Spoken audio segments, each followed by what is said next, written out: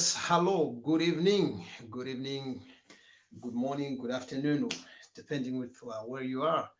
Um, it's Kudi and Priscilla, your friends. Once again, it's a Thursday evening, and we are so happy to come back again. Yes, guys, we are so excited to be here on the platform again tonight. As always, we thank you so much for your prayers, for your support, for your feedback that you give to us on a daily and sometimes on a weekly basis. We value your feedback. Thank you again for tuning in tonight. Tonight is promising to be a life transformational life. Tonight's gonna be a good night. Yes. Tonight is gonna be a different night. We believe in God for a different miracle. Yes, last week was on fire, and we believe that we move from glory to glory. So it's gonna Amen. be more better tonight. And it's going to be more bigger. So tell a friend to tell a friend that Further Together is on air. And we have special guests who are right in the studios. Behind the screen, Yes, behind you the you scene. you will see them not so long from now. Yeah. Um, we are here to discuss one of the challenging issues in the diaspora, and I know that when you talk of the diaspora, most people they just look at the United Kingdom, but we have people who have left home, and you will be surprised to see that some of the issues that we're going to discuss tonight they even affect those who are in Zimbabwe, but they have just moved to another city or have just moved to another town where you're working. So tell a friend to tell a friend that Further Together is on air right now. Please share if you care. Tonight, somebody is going to be delivered. Tonight is a Amen. night of deliverance. That's right. And you guys, this topic is is a topic that I'm passionate about. On my psychology degree, I studied marital satisfaction amongst migrant couples, particularly Africans and the Caribbeans. So I'm quite familiar with all the challenges that we may face as couples within the diaspora. So it's a privilege when we have very important people like the guests that we have tonight who Yes. work within the community to Mm. come and enlighten us more. And not only are they going to share their own experience, but they are also going to share a different perspective as people that are working with couples within the UK. So their organization, which is a migrant family support, has been impacting a lot of lives, especially during the lockdown. So it is a topic that I suggest you put it up on your wall. Let other people know that we are discussing marriage and migration. And either you've been married post or pre-migration, it is a topic that is very crucial for us to talk about. Yes, that's very true, ladies and gentlemen. Hello, Sister Ramwi. How are you? Hi, Natasha. How are you? Long time. Uh, Minister Shama. Yes, I need a campaigning manager. Yes, for president. I'm ready to go as long as you can campaign for me. That's right. Thank you so much. Uh, our guests are right behind the studio, so let's just bring them in. Um, Hello, guys. your mic is still on mute. Mr. Bvunzawabaya, your mic is still on Yeah, mute. so we've got it now. Right. Welcome and good evening. Hi, how are you guys? Hi. It's good to see you. Yeah, we're really excited to be part of your show, and you guys are doing a fantastic job with Further Together, and yeah, we're really happy to be on tonight and to just share some of our experiences, and we know that it will benefit other people out there. When we talk about our testimonies and what God has done for us, and the challenges we faced, we know it's going to impact someone. So yeah, looking forward to tonight, really. Yes, our guests for tonight, they don't need much introduction. We have Miss and Mrs. Bvunzawabaya, Rumbi and Michada. Rumbi Bvunzawabaya is the prominent Zimbabwean immigration lawyer. So if you are one of those people who once prayed for Immigration.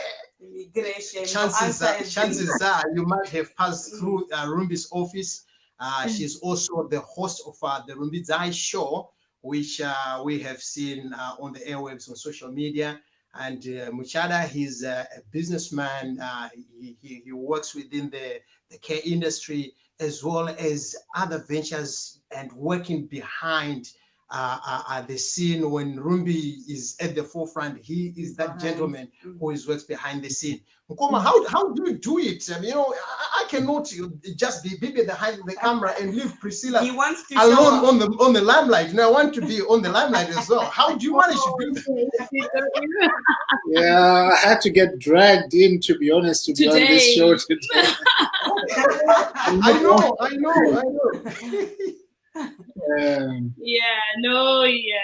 I think it's good to know that we're different, isn't it? Our differences make us unique, and I'm out there, and you're comfortable. Absolutely. Yeah. He's locked down. He's loved lockdown and social distancing and isolation. I don't have to give anyone excuses now. What makes us unique. So guys, we're going to get straight to it. Like we've rightly mentioned, the topic is marriage and migration. Yep. In a nation where a lot of marriages are dissolving, particularly post-migration. A lot of people are wondering, how come things used to work when we were back in our home countries? They migrate to the UK, South Africa, wherever you're watching from. And the strain, the stress in the marriage becomes too much to the extent that many couples cannot keep it together anymore. Rumbi and Muchada, can you just tell us what your experience has been? We understand you were married pre-migration. So how has your experience been coming to the UK and you've managed to be together till today? Yeah, thank you for that, Priska. The thing is, I mean, we came here when we were very young, and the thing is, when we left Zimbabwe, we actually left our young oldest son Tino.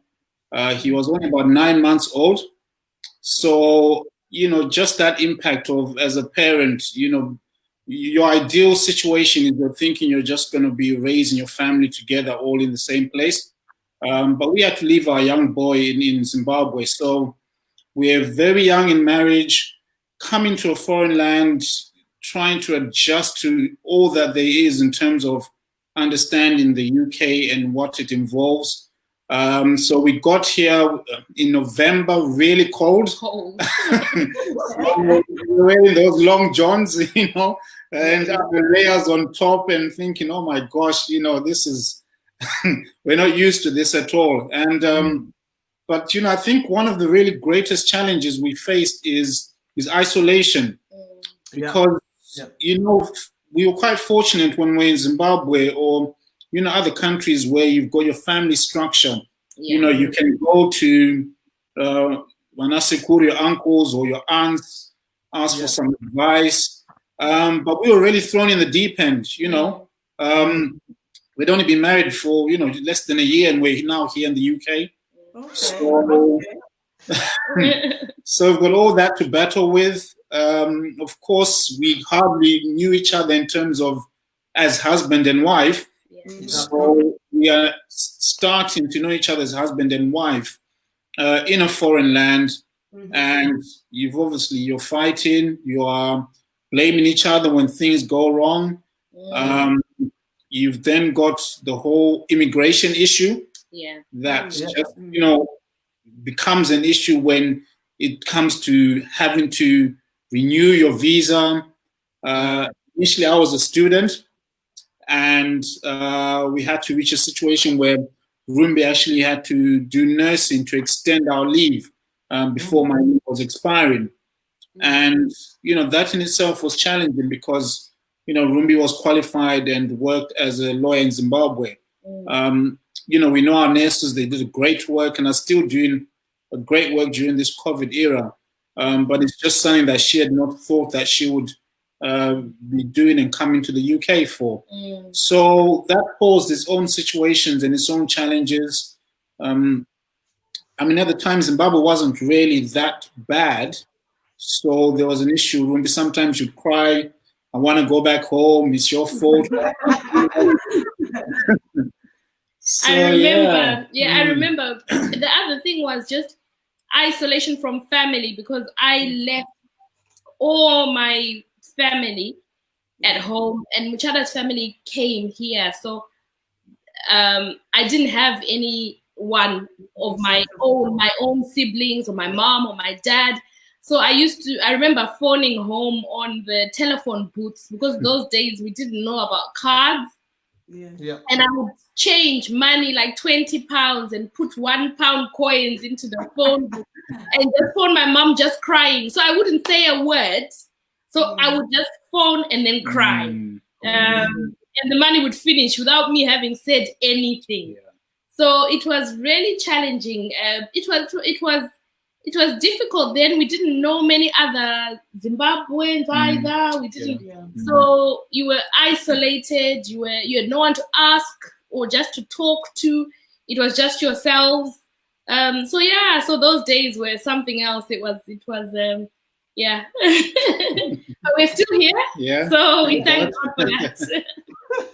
So apart from the other things externally that you have just shared, what are some of the challenges which you faced in within your family, just the two of you, in terms of culture? We're coming from a different environment where the husband is the father of the house and the boss, and now here we are. Rumbi is going to school. Muchada is also going to. Rumbi is going to work. Muchada is going to school.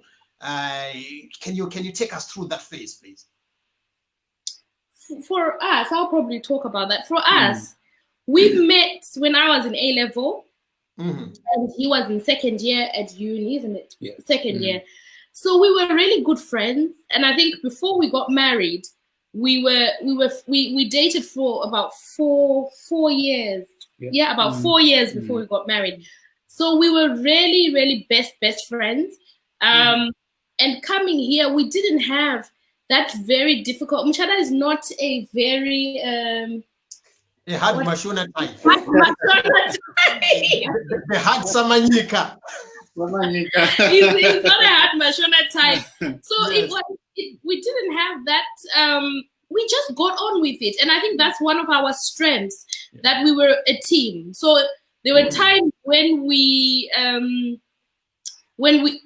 I remember some of the times we had to juggle with when our child joined us, because our son joined us quite early. He only stayed for six months away from us. He joined us very quick, because I was having tantrums saying, if my son doesn't come, I'm going back home.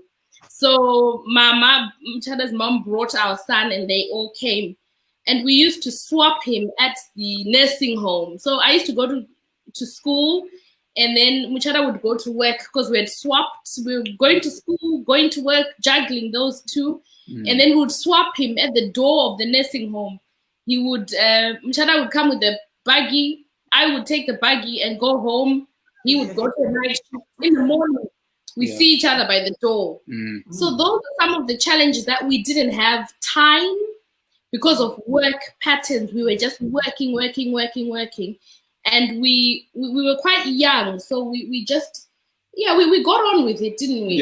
Just had to be done. Just had to be done, but we were drifting because although we were together, we were both working so much, going to school, trying to juggle childcare. There were no maids. We had to do all the housework, so that would bring the friction of you're coexisting, but you're not really communicating. You're not really even intimate. You're just doing life. Kind of like housemates. You share the house together. You share the house, You are. That's right. And you just so that was difficult in the sense that you were just getting on with it, and you didn't even see the impact it was having.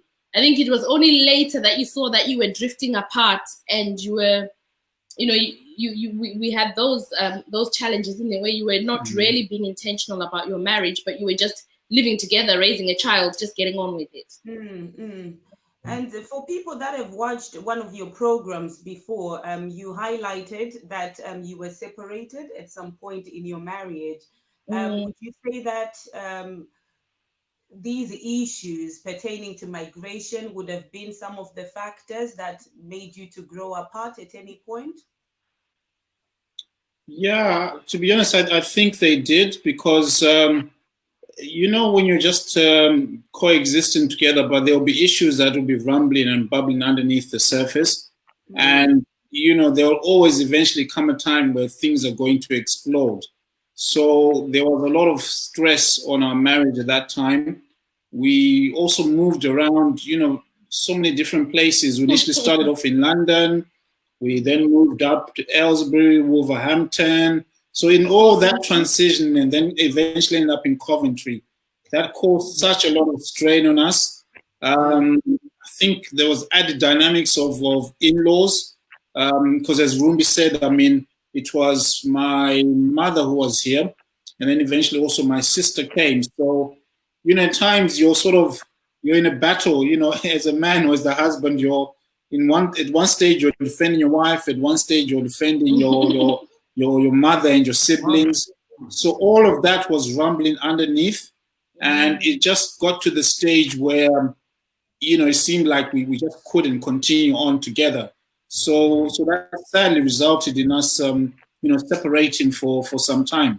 Yeah, I think we had PTSD. I think so. I think we did because we had PTSD. I think because when we from the migration, from the migration, from being uprooted, and I remember working in factory sometimes. One day I just walked out of that factory because I was counting nails, and I used to my nails in Shona picky little nails. I was counting them the whole day, and I like I was going mad because I just hated it. For me, I think that was the biggest thing. I hated this place. I hated England. It depressed me, and it was frustrating. It was my parents were so disappointed because I had passed my A-levels well, gone to UZ at a time when, there were not many of us doing law, and they knew that I had a lot of potential. But when I came coming here counting Zipikiri. So why don't you come back home? You don't have to stay there, and so there was also that conflict. They were thinking our daughter, because she just got married after school, she never worked. She worked for a little bit. Then she got pregnant and she just got married. Yeah. So they were disappointed, and I felt like I had disappointed my parents, and I blamed you because you wanted to come here. So there was a lot of resentment. There was a lot of fighting, a lot of blaming. If things went wrong, it's your fault. You're the one who brought me to this island. And and then when the papers went wrong, so you end up having a lot of blame. So so it was. I just thought it's better we just split up. We had enough of each other anyway. So that. It seemed like there was no way out really. So that's the course of action we had to end up taking. So at that point, did you have your children with you, and how was the whole atmosphere having children if they were with you guys and going through a separation? To be honest, we only had our oldest son, and I think at that time he was probably about 6 years old. So for him to really fully understand what was going on, he doesn't really, even sort of talking to him now, he can't really sort of go back to that particular time. Obviously he did at the point, because I think we separated for almost about a month or month and a half. So it wasn't that long, but for him, there wasn't that much of an impact. Of course, as a young boy, you'd be, Daddy, where's Daddy? Is he coming back? And fortunately, because it wasn't too long, we didn't really see an adverse effect on his life and just him growing up. So, I think the thing is, when we separated for that short period of time, to be honest, for us, I think the fact that we literally married each other as best friends, so like Rumbi's my best friend, likewise for her. So because there was also that bond. On top of that, at that time we were also starting to pray. So there was God's intervention that is this this is not my design for marriage, and we had also families also trying to unite us back together and friends. So we're quite fortunate, although it was a short period of time.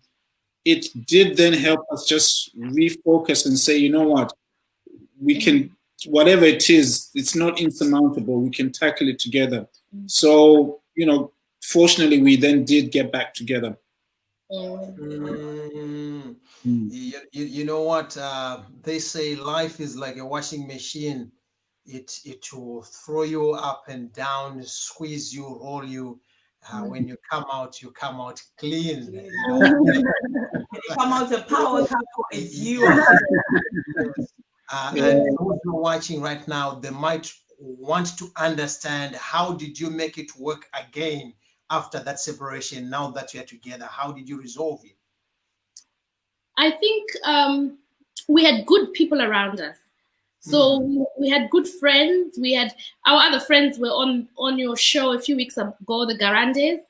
I remember Jamie calling Muchada, talking to him, and Pastor Sarah talking to me, and we had support. At that time we were not many, isn't it? We had them, we had the Dakas, another couple, and we had people who just surrounded us and mentored us and journeyed with us and helped us to pray. And also for me, I had quite a lot. When we went back together, I didn't know how to be a wife, because I was 22 when I got married. There was no time even for you to be taught, because we had our son before we got married. So we got pregnant and then we got married. So we didn't actually stay as learning how to be a wife and being taught. So we didn't have that. What I knew is what I saw my mom do and just things that I knew. So I had women as well who came alongside me to mentor me and to help me and I'm going to interpret kundidzora, like to draw me back. Sometimes when I needed someone to correct me and help me. So for me as a woman, I think I was really fortunate, because girls, we were taught quite well. And I remember at that time we used to have a lady called Mbuya Chita, who's my mother-in-law's friend.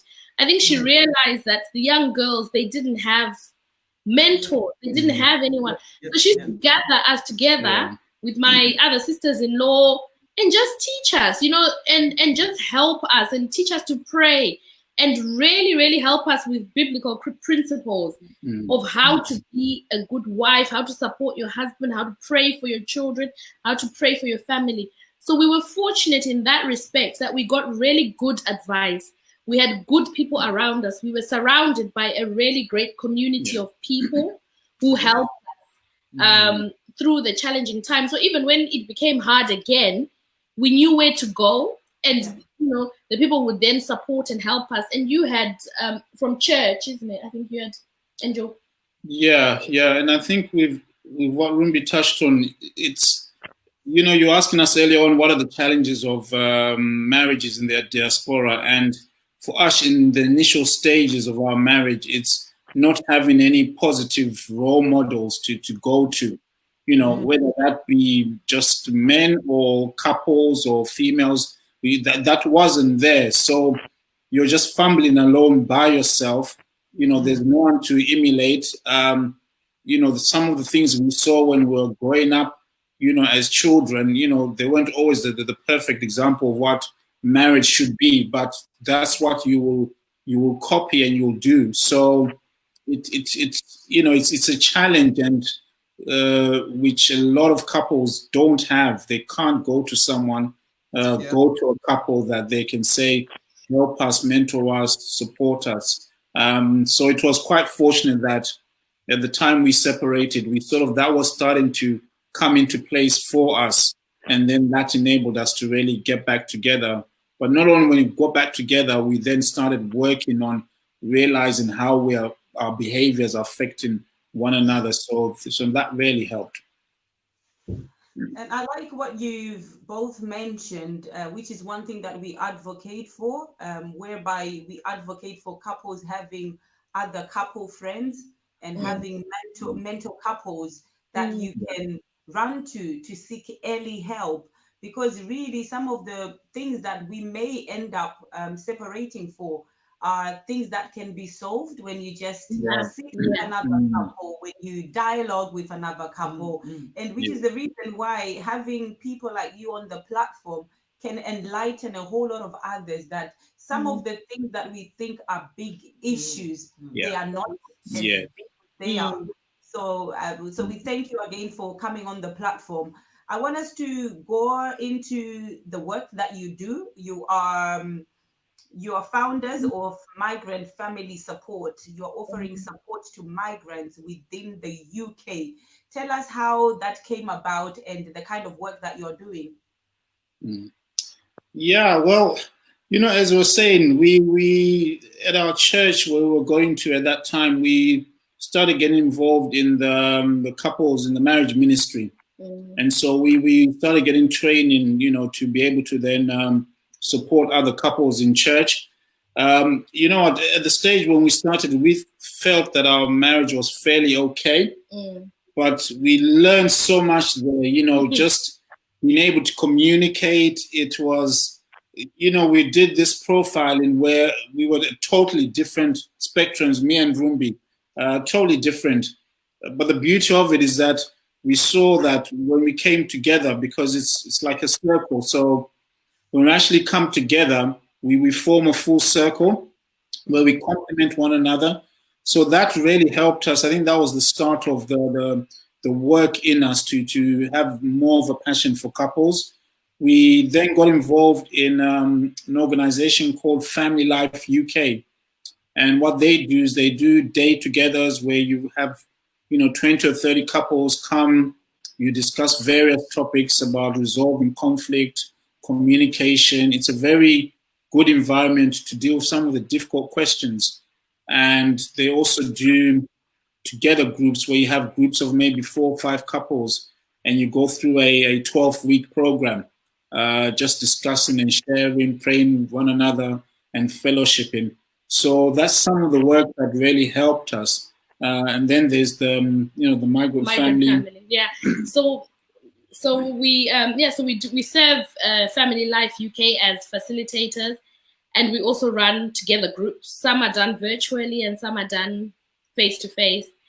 But when we had a law firm, RBM Solicitors, you mentioned about the immigration, family law, probate. So we do that work. And I now do it as a consultant on a part-time basis. But when I was doing that, I realized that once we sorted out, we got the papers, then we brought the family. A lot of people got their papers around from 2007 is when we started up to about 2011. There was a lot of activity with people getting papers. There was the, what was it called? The legacy. Then there was RN. So in the UK, a lot of people got their papers during that period. People who had been living here since maybe 2002, 2001 with no papers, they got them after that stretch of time. And so it was really good, and then we'd bring the families, the husband or the wife or the children, and they would come. And we would be happy because our job is done. But what I realized is that the people would come back to me and say, Sissy, your husband that you brought, that husband that you brought. Yes. Or those children of yours. Or I would find people making appointments and saying, can you deal with your children? And, we're having problems. They would come back, or I would hear that people have been arrested or children have been taken by social services. So we had really built such a good relationship with our clients. I love people. Muchada used to, they used to time me, because when a client would come to see me, I would want to spend the whole morning talking to them and getting them to talk and tell me their struggles. And the impact of migration has been so huge on people. We spoke about how we left our son, it was only for 6 months, but people left their children for years. They left their husbands. They, so families were separated, and there was no one who could understand. When they came, they didn't know where to go for help.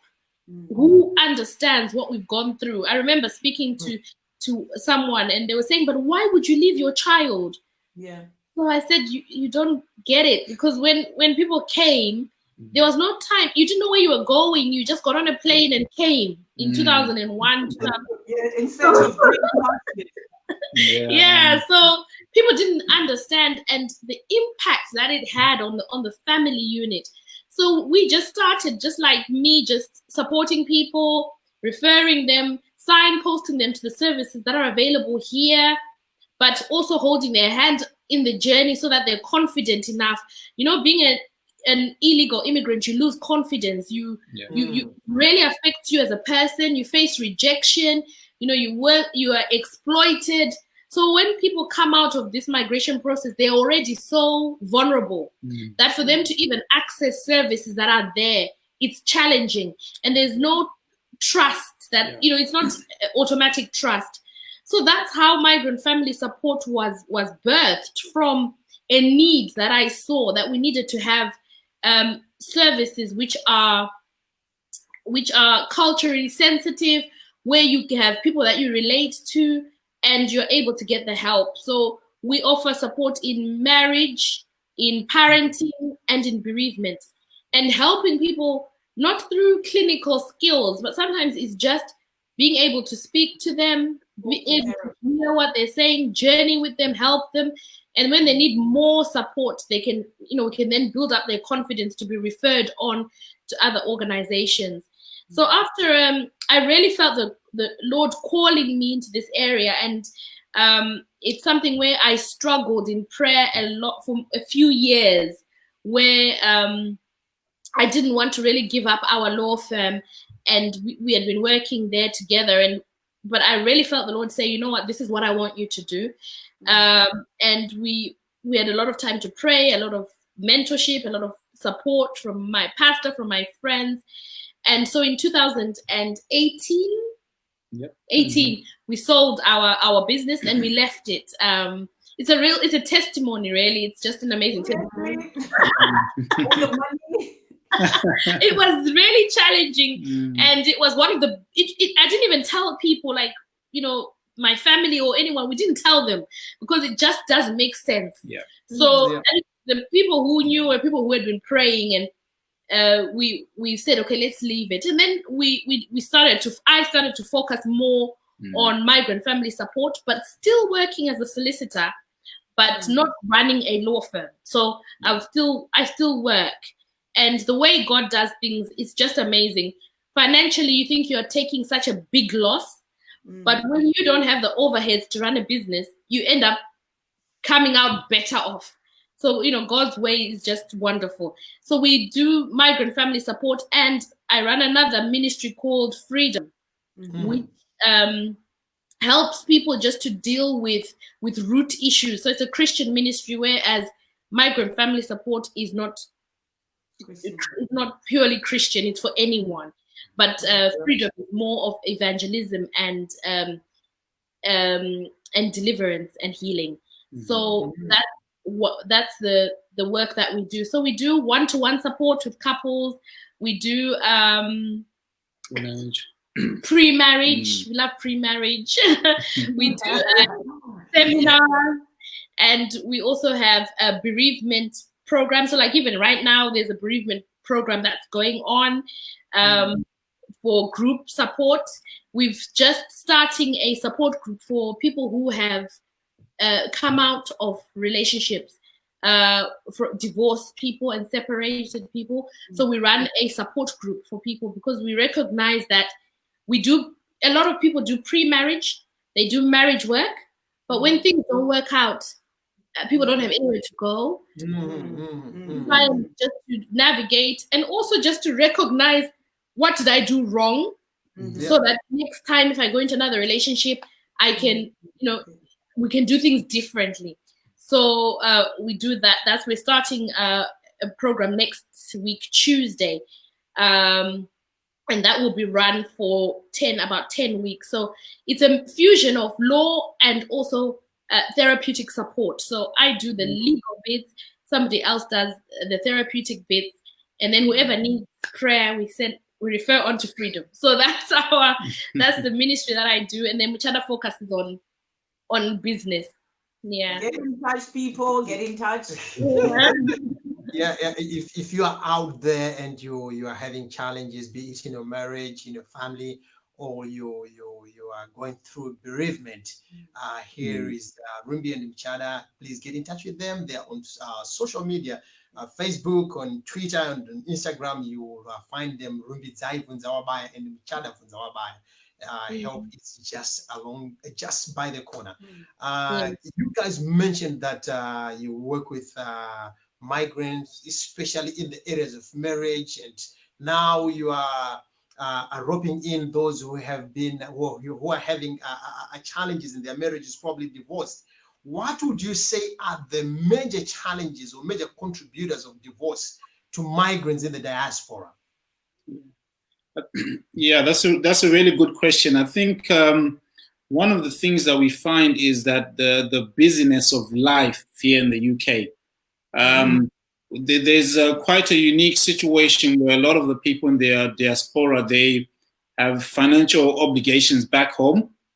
So, and in that, it then results in a lot of couples having to do a lot of work, overtime and extra shifts, just to ensure that they're not only supporting one household here, but they're supporting parents or siblings back home in Zimbabwe. So you'll find, sadly, there's no intentional time that's set out for them, as husband and wife. Everyone is like what we talked about earlier on. I mean, we were meeting each other, at exchanging a child because there's childcare issues. So a lot of couples, sadly, they're facing those financial strains and not then prioritizing their relationship. So going out on a date, I mean, I remember speaking to some of the men, they were saying, date night, movie with my wife, what are you talking about? Anytime I have free, I'll go and watch football. I'll go and watch football. I won't go with my wife anywhere else. So, yeah, so actually being intentional in your relationship, setting that time to, when you used to romance each other, when you're courting as boyfriend and girlfriend, all that is gone because all you're doing is busy working and working. So that's been a really main thing that we found, people being too busy for one another. And yeah, that's true. And another one that just comes, that's a big one, is the shift. I think you'd asked that about the role of the man and the wife. So we found in migration that the women seemed to have come first and settled, gone to, acclimatized to life in the UK, became very British, and then sometimes the men would come and join. And women have also been traditionally more adaptable to change. So women, if you need to go and work as a carer, you'll go and work as a carer. If you need to change your degree and do another course, you'll do whatever it takes. But the men found it more difficult to adjust. So we have a situation where the women are the higher wage earners than the husband. So, but the husband is still the head of the home, but the wife is in control of the finances. You're a doctor in the UK, so it's easy to go and do care work. Yes. Or they used to work at the post office. I remember we sometimes do seminars, and they were saying they used to be the manager at PTC. There's no PTC here. The women are very, they've adapted. And so because of that, there's been conflict in the home where the man, sometimes women will complain that I come from work and I come home, he's there, he's just sitting. and not cleaning the house and not doing anything. And the husband is saying, but why should I clean? I've got a wife. I paid lobola. So I need my sons and Muriwa, I need everything. So we found that that's been one of the things. And I think women generally, I found that women have said enough is enough. They are not taking that. And so because women are so empowered, are able to speak and assert their rights, it's been a shock to our system, which is patriarchal, because at home, fathers are baba. And so now it's turned upside down. So that's one of the things that we found is very, very common, isn't it? Yeah. In a lot of marriages. So that issue, and I think we had a similar scenario where I was the sole principal, the solicitor at so the boss at work, and Michada left his job as a teacher to come and work for me. So I was the boss lady, and wow. Yeah. So yeah. What sort of advice would you give to the brotherhood? I know we have this brotherhood on the sideline where we talk about our own issues as men. What sort of advice would you give to men who are struggling? The wife is a social worker, she earns 35K, and the brother is just a cleaner and you're earning 21K. Yeah. What advice would you give to them to have the balance and to live at peace with each other in the family? Yeah, it's a big challenge there because and to be honest, it's not easy because naturally as a man of the house, you want to be the one that's in control, you want to be the one that's the main breadwinner and providing for the family. So and sadly what you find even with the men is that they'll lose their sense of self-worth, if they find themselves in that situation. But what it is, I think the key thing really is understanding that you're not in competition with one another. You're not in competition with your wife. You're not trying to outdo each other, trying to see who earns the most. And so it will all really come down to how do you guys communicate? Regardless of the fact that your wife is the one that earns more money. We were taught a principle in our church by one of our pastors that, money doesn't have a name. It's not money, it's not Michada's money. Once that money comes in, it comes into the pot for the family. And then you then distribute it because money is supposed to be a resource, that enables you to meet the requirements that families have. But yeah, it's then how do you get past the point of, talking to one another and sitting down and saying, okay, this is what we need, for our family, where it's a situation that you talk together with your wife and you come to a consensus of what plans and what visions you have for your family. And sadly, what we've seen, and sometimes speaking to some of the guys, is that no one's hearing each other. You're all arguing and saying, but I'm doing this, I'm doing that, you should be doing this. We are not listening to understand. We're just listening to our spouse just to respond, just to prepare our ammunition for fighting back. But if we took time to listen to understand, where our wives are coming from, where our husbands are coming from, and actually validate the feelings. Feelings are neither right or wrong. So if we can get to that stage of validating feelings, communicating with your spouses, you'll find that, the strain, the competition, the who's on top or who's not, all of those things, you can then really iron it out and actually have the structure which God wants for marriages, because God talks about the husband loving the wife as Christ loved the church. So if you end up having a husband that loves you just sacrificially, then, you know, the wife will give that 25, 35K she's earning very easily. And you talk about, okay, what do we do with this money for the household? Powerful, powerful. I like the statement that seek to understand before you're understood. And that's the only way we can take our marriages forward. One of the things that we hear a lot is that for couples that were married pre-migration, if the husband used to be the breadwinner, getting all the cash in, and probably he was a little bit stingy with his money, and now roles have swapped. So in Shona they say Shiria again. You know, so it's me now. I'm getting all the cash, and so before where I used to ask you for money and you would tell me I can't have it or whatever. Now it's the other way around. How would you advise a couple who the wife probably is behaving in such a way because they are paying back what the husband has done to them? How would you advise such a couple?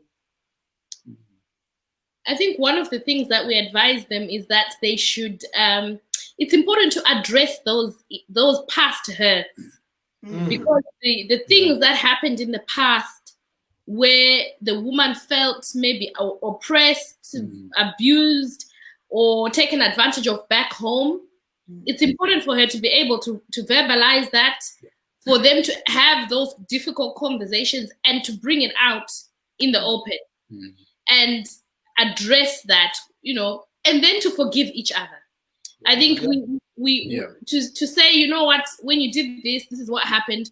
So we need to go back to understand the root causes of what's happening, because a lot of times money is an issue, but it stems from somewhere. So if it stems from the historical behavior, let's talk about that, and let's apologize for where we've done wrong as Vanababa, and for the wife to be able to forgive and start on a clean slate. And then to be able to say, okay, how are we going to move forward as a family? Because we can't hold on to yesterday's baggage forever. We do need to address it and leave it in the past, and then move forward together. And then when we're now moving forward, we work on one of the things Mchada talked about, which I think is so important, is vision. What's your vision for your family? Do you have one vision that you're working towards? When you have that one vision, money is not an issue, because you're working towards the same goal. And you're not a two-headed monster with division. You have one vision, and then you're working towards that. So once you've been able to address those issues, deal with them, forgive each other, then make a decision to move forward and to work together to achieve what you want to achieve, rather than working against each other and being competitive and settling scores and tit for tat. You did that to me, so I'm going to do that to you. That will lead to nowhere. That's right. Rimbi, there's a question here from MC Tandy. I think you can read it on your screen. Can you? I can, yes. Did you tell yourself that you're boss at work but not at home? I did have to switch off to switch. And I had a very good tool that I used. I wear heels at work. So what I used to just do for myself, I didn't actually realize that I did that. But as soon as we parked the car in the garage, I would come out of the car and kick off my heels and put on an apron. And I would then go into the kitchen and start cooking. So every day I would do that. I would come from work, go into the kitchen. I love cooking. I love serving. It's therapeutic for me. But I would then start cooking for my family and be mom. So I was automatically changing my roles with kicking off the heels. So I've got a book that is supposed to be published called Kicking Off the Heels in the Kitchen. It's talking of how to navigate being you see, sometimes we get feminism wrong, because we think you're a successful woman in the marketplace, in business, you have to come and be the same in the home. But there's two different roles, if you are serving your family and cooking for them, it doesn't make you any less powerful as a businesswoman, and it doesn't take from your brain. So you can do both. Yeah. And so for me, it was kicking off the heels, putting on my apron, straight into the kitchen. And that helped me because I automatically adjusted the roles. But to be fair, I've got such a great family. So even when I was so tired and I'm doing that, Mchada would come and say, sweetie, why don't you go and rest? You're tired. And he would won't say boss. and he would come over. Or the kids would say, oh, mom, we can cook. So they ended up becoming a fight over who cooks, isn't it? We've now got a culture of everyone's fighting over serving each other.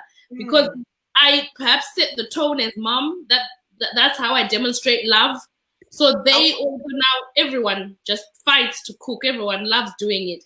So it ended up, that's how I managed to adjust those roles. Would really want to hear from Muchada's perspective. A lot of men would not feel comfortable in such a position where your wife is your boss. You get to work, she is the boss. And then having to adjust, in as much as she may find this button that she switches on and off. How comfortable was it for you? The confidence of being the father back when you're back home. Yeah, I'll be quite frank, because it wasn't the easiest to do. For me, I don't like conflict. So initially at times I would shy away and not want to address issues. But I saw that wasn't benefiting anyone, because for me, it would then end up building a lot of frustration and resentment that would bottle out in some way or another. You end up being a passive aggressive, so I had to really look hard upon myself and say, you know what, if there's issues that you feel need to be addressed, then bring them out and talk about it, but talk about it in the right environment.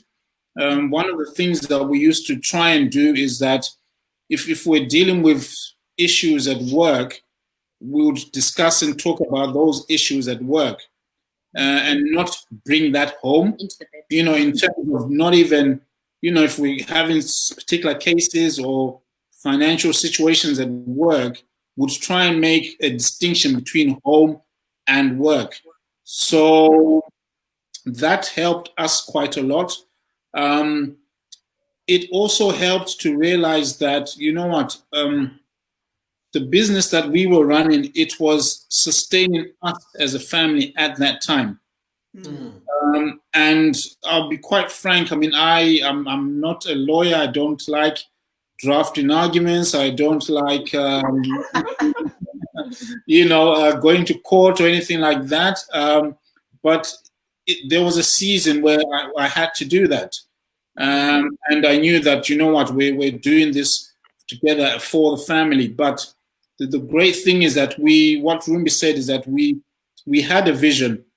I'm from a teaching background, and one of the things that I wanted to do passionately was to set up a business where we are supporting, teenagers, care leavers, who are looked after by local authorities. So we had agreed that, there was a stage where I was doing less work at the solicitor's firm and starting to develop that business. So for me, it gave me something to look forward to aspire to. And now, that business is running very well and quite successful. And roles have almost switched in terms of breadwinning capacity. That's changed now completely.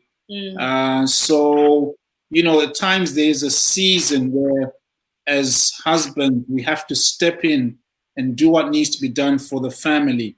But still within that, don't lose your voice.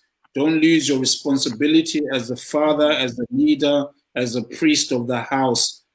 Still, because the thing is, if you still show that you are responsible and that you want to still take that role as the father, take that role as the leader, then you'll find your wife will then be more willing to submit to that, regardless of, you know, the issue of who's earning more money. So yeah, and for me, I mean, I'll go back again. Prayer really helped. You know, being able to pray, bringing your burdens to God, and saying, you know what, this is a burden on me. It's hard to take. You know, God gives you grace, patience. I'm not always a very patient guy, but you know, you have to learn patience and even long suffering, as they Long say. suffering. You suffer long. You suffer You long. suffer long. Yeah. You just keep telling yourself, "This too shall pass." It will pass. It is Calm all down. time. Calm down. Yes, I like one thing about marriage. We go through seasons, and Yeah. seasons come, seasons goes. So no matter what season you may find yourself in, especially migration in itself, trying to acculturate, integrate, it can be a challenge on its Yes, own. it is. So that's why we have people on the platform. They've done it. They've been there. They've come out stronger. So if you need any support, do get in touch with them. So we are getting close to the finishing. Can I just say something? Sorry, just so from Yes, something go ahead. he said. I want to be honest about when we had the different roles where I was earning more and I wasn't comfortable with that role and that dynamic. And it was a season that we were in, but it wasn't a season that I was comfortable with. And there was a lot of friction because of that dynamic. There was a lot of resentment. There was a lot of anger. There was a lot of regret. So it wasn't healthy, but we knew that it was a season. And for that season, we needed to make it work. But it was something that, as a woman, I wasn't comfortable. I'm much more comfortable being looked after. I don't want to have responsibility. So you did take advantage of being the boss lady. Being the boss lady. Come on. Yes, I'm the one. Power. No, I didn't like it. And I remember having a discussion with my brother, and he was saying, so do women not really want to be the boss? And I said, I don't think so. Well, I didn't. It was a position that I found myself in, but it wasn't a position that I was comfortable with, because I think it's not the natural order. And so for us, it was a time that was extremely challenging. And for us to have survived that period, it was the grace of God. I think that's what we say, because my friends know us who always say, Muchada is still alive, because half the time I want to live. So thank God no one is dead. Yeah. It is all to the glory of God. Oh yeah. I can see our Precious is saying, yes, we are comfortable in being looked after and being spoiled. And it's not normal for a lady to be the breadwinner. You are used to be the bread eater, is it?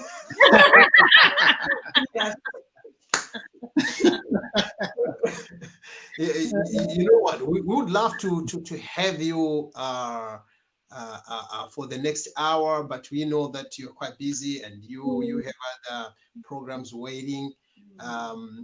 Priscilla and I always say, when you're inviting people on this platform, we are inviting them for ourselves to learn. Then we are just kind enough to invite the rest of the people on Facebook to. So we've been learning, and before you go, it is our tradition, it is our culture that everybody who comes on Further Together, before they leave, they will have to give us a homework. Yes, but before we go, quickly go into Pari Natasha's question. Oh yeah. Just a quick one. Sorry guys about that. Yes, there is a question for you guys from Natasha.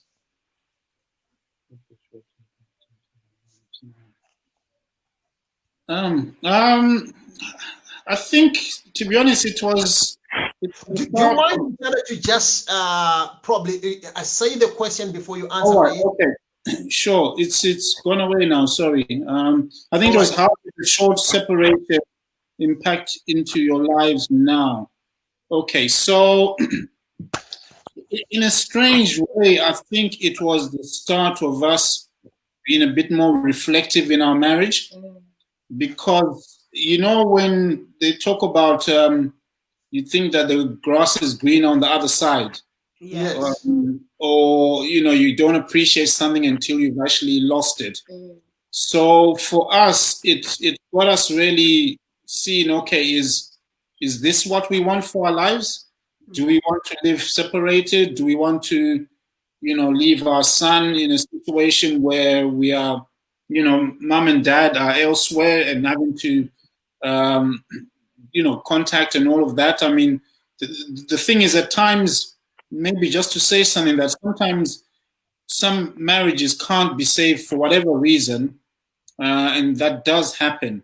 So it's not to say that if your marriage has failed, it's a reflection on you, but sometimes there are marriages that can't be saved.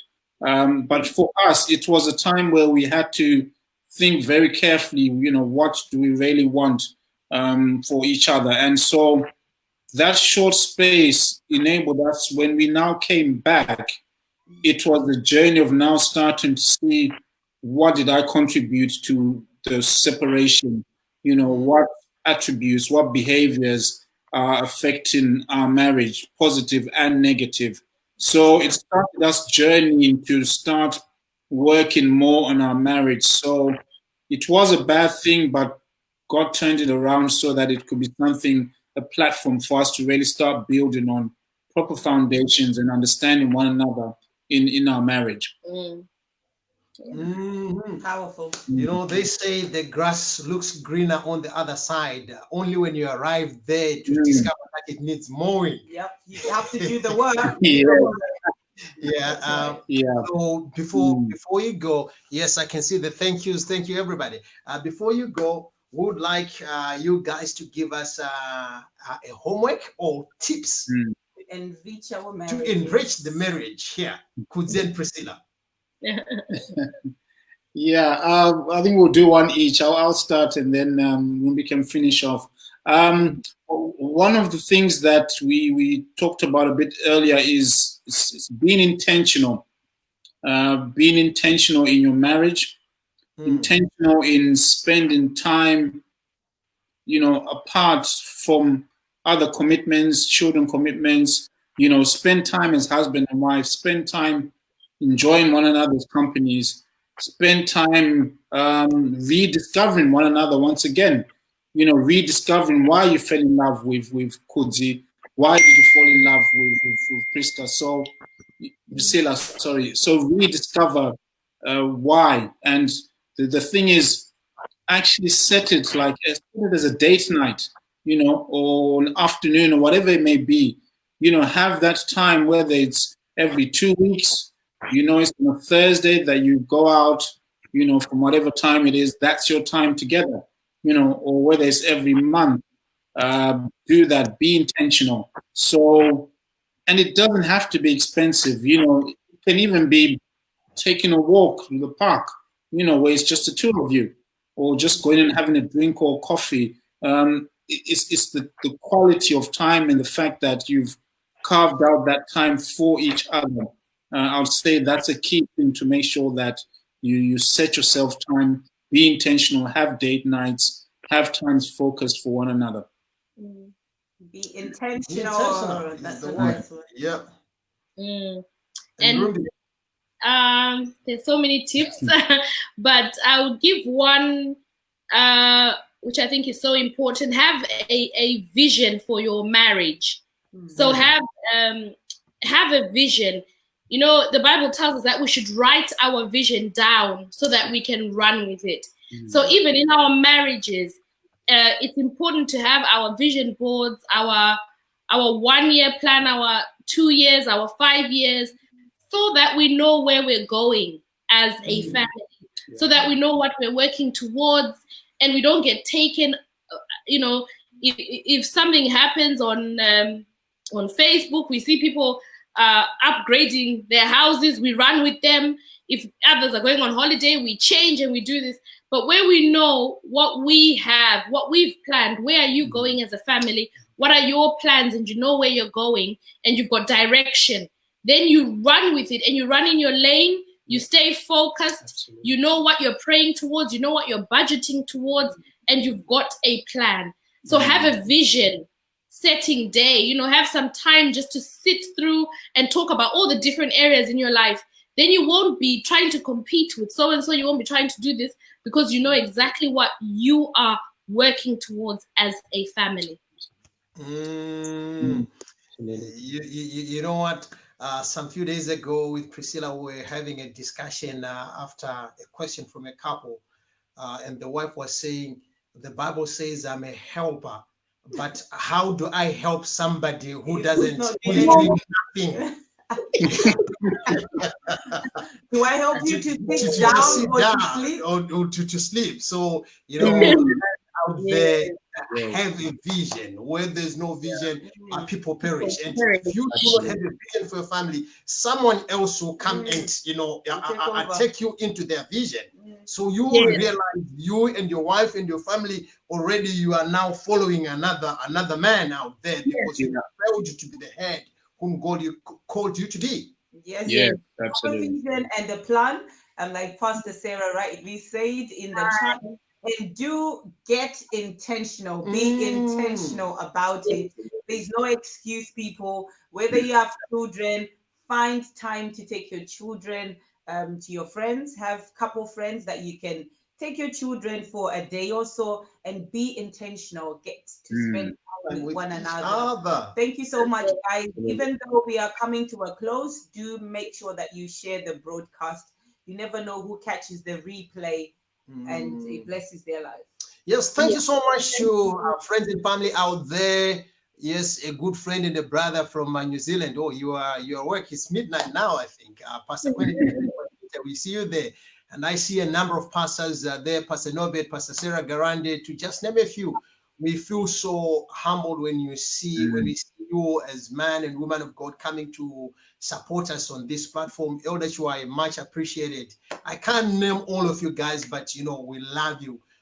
Further together, it's all of us going further together. We cannot go there by ourselves. Hence, we have got migrant family support, Rumbidzai and Bvunzawabaya. So if you are having any challenge and you need somebody to talk to, be it in marriage, be it pre-marriage, or you are in separation or divorce, or is the big one, you know, in our African churches, we don't finish, we just say, God, immigrate. We will also help you to do that. All right. Thank you so much, guys. Thank you so much for having us. Thank you so much. It's been great. Thank you. Thank you. Yes. What more shall we say apart from saying thank you so much for giving us your precious possession, which is your time. Oh, Pastor John Makombe. Yourself to be a pastor today. God willing, we'll meet again, same channel on next week. For me and my beautiful wife Priscilla, we're going to make our intentional moves as well as till we meet again. God bless you. Love you guys. Bye for now. All right.